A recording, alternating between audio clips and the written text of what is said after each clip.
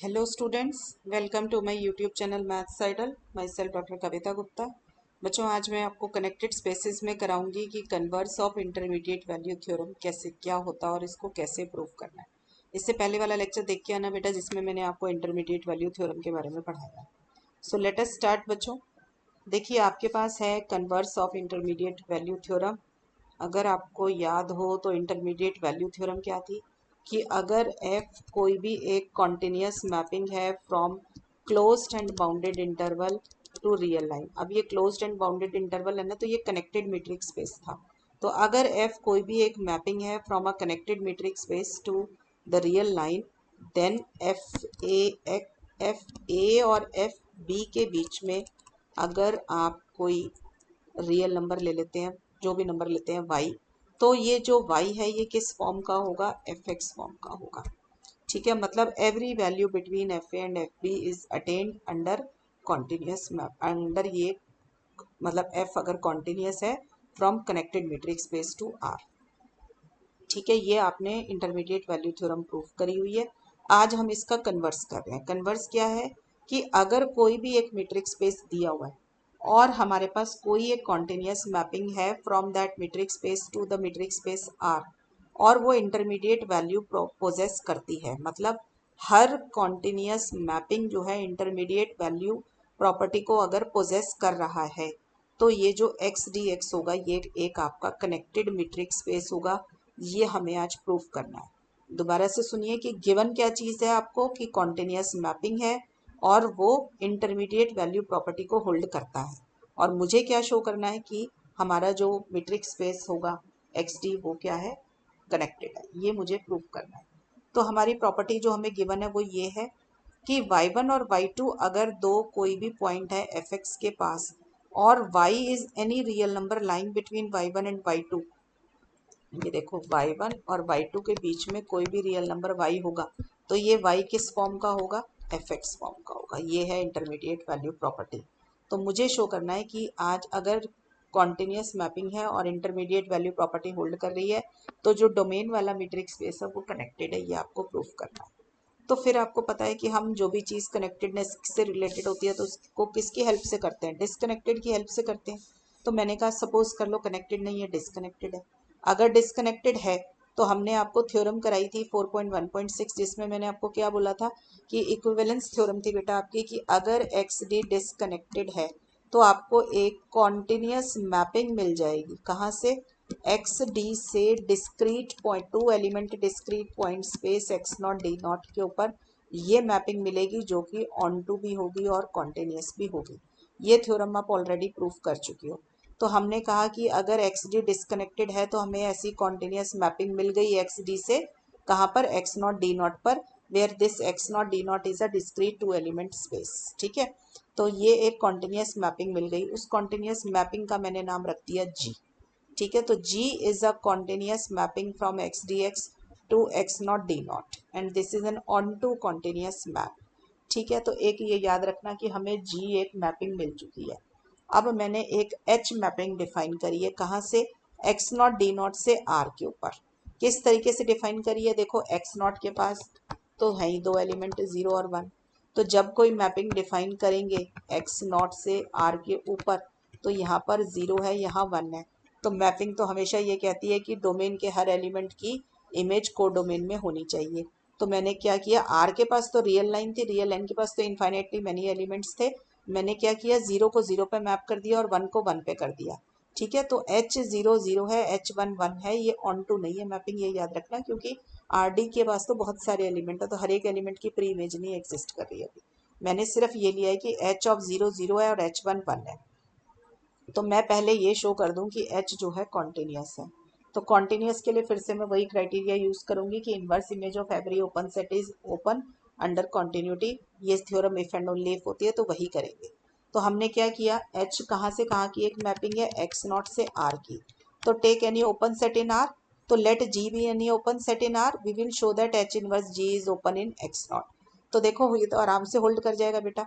अगर G open है R में, तो H इनवर्स G क्या चीज हो जाएगी बेटा आपके पास? H इनवर्स G जो हो जाएगा वो ओपन हो जाएगा एक्स नॉट के अंदर। क्यों हो जाएगा? क्योंकि एक्स नॉट क्या है? डिस्क्रीट मीट्रिक स्पेस है, डिस्क्रीट मीट्रिक स्पेस में हर सेट ओपन होता है। ठीक है, तो एच इनवर्स जी जो कोई भी सेट होगा वो ओपन हो जाएगा, क्योंकि वो किसका सबसेट है, एक्स नॉट का सबसेट है।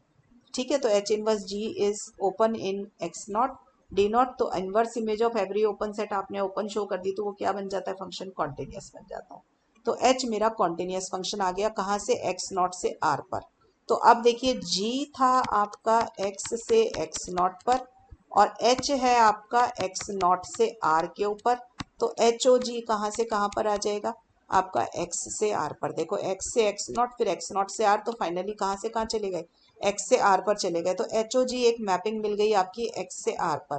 अब जी भी जी भी कॉन्टिन्यूस था, एच भी कॉन्टिन्यूस है, तो composition of two continuous maps is continuous. तो आपका एच ओ जी क्या आ जाएगा, कॉन्टिन्यूस मैपिंग मिल गई। ठीक है बच्चों, और देखें अब थोड़ा सा, एच ओ जी अगर कॉन्टिन्यूस मैपिंग मिली तो H O G of X one और H O G of X two क्या चीज़ होगी, ये क्या है एक्स वन एक्स टू। देखो जी एक मैपिंग मिली है आपको एक्स से एक्स नॉट के ऊपर, यही मैपिंग थी। ठीक है, और ये मैपिंग आपकी ऑन टू मैपिंग थी।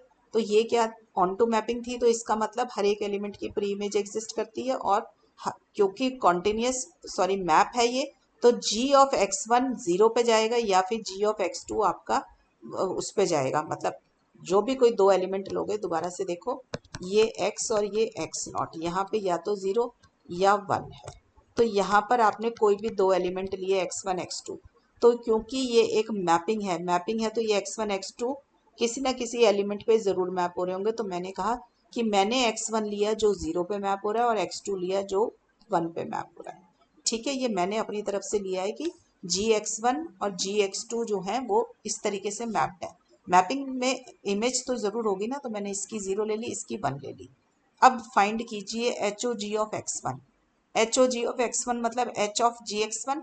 जी एक्स वन क्या है, जीरो, तो जीरो लिख दिया। और एच ऑफ जीरो क्या हो जाएगा आपका, जीरो हो जाएगा आपके पास। यहाँ पे जो आपने एच डिफाइन किया था, ये देखो एच ऑफ जीरो जीरो है, तो आपका एच जीरो जीरो आ गया।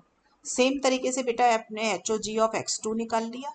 H O G of X two क्या होगा, H of G X two. G X two क्या दे रखा है आपको, वन। तो एच ऑफ वन आपने ऊपर क्या लिया था, वन ले रखा था। तो एच ऑफ वन आपके पास क्या आ गया, वन आ गया। तो मेरे पास क्या क्या आ गया बेटा, H O G of X one is zero और H O G of X two मेरे पास वन आ गया।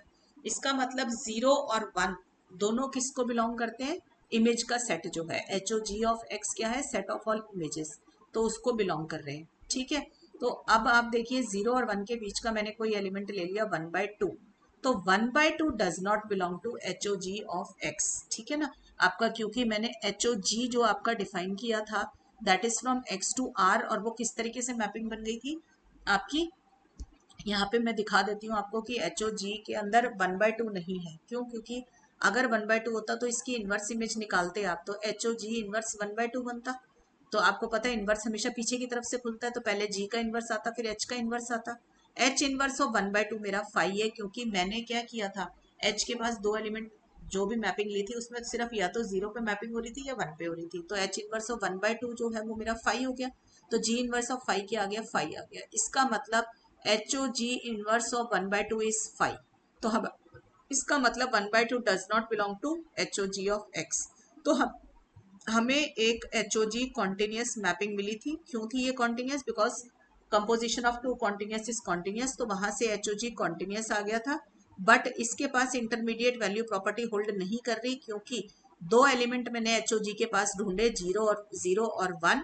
ठीक है, और उनके बीच में एक एलिमेंट था वन बाय टू जो कि H O G of x form का नहीं आया। तो इसका मतलब इंटरमीडिएट वैल्यू प्रॉपर्टी होल्ड नहीं कर रही। तो इसका मतलब ये कॉन्ट्रडिक्शन आ गई हमारी एजम्पशन पे, क्योंकि हमने तो ये माना था कि जितने भी कॉन्टिन्यूस मैप्स हैं वो सबके सब इंटरमीडिएट वैल्यू प्रॉपर्टी होल्ड कर रहे थे। तो हमारी एक मैपिंग आ गई जो कि इंटरमीडिएट वैल्यू प्रॉपर्टी होल्ड नहीं कर रही। तो इसका मतलब ये कॉन्ट्रडिक्शन आ गई। कॉन्ट्रडिक्शन है तो हमारी एजम्पशन रॉन्ग हो गई। हमारी एजम्पशन थी कि ये डिसकनेक्टेड है, तो इसका उल्टा क्या हो जाएगा, कनेक्टेड। तो हमारा क्या प्रूफ हो गया, एक्स इज कनेक्टेड। ठीक है बेटा, तो यही आपको प्रूफ करना था कि converse of intermediate value theorem holds. Right, अब नेक्स्ट क्लास में बेटा ये वाली थ्योरम आपको प्रूफ कराऊंगी, थ्योरम 4.1.11। तो बच्चों पढ़ाई करते रहें, ऑल द बेस्ट।